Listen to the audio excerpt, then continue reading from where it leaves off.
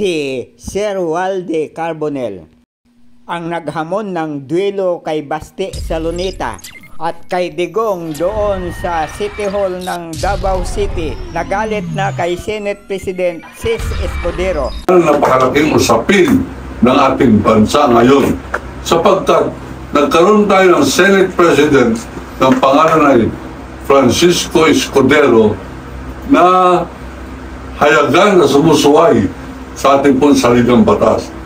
Tayo ang dapat masunod na sa ating pagsasabi na, "Hoy, Escudero, dapat sundin mo, galangin mo ang saligang batas.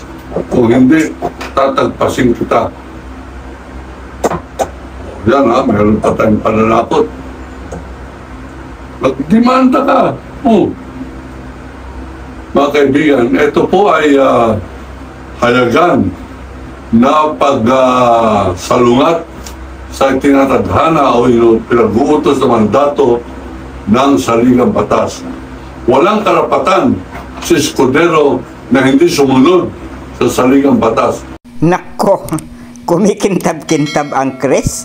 Ganyan siguro ang pinantaga nila Lapu-Lapu kay Magellan.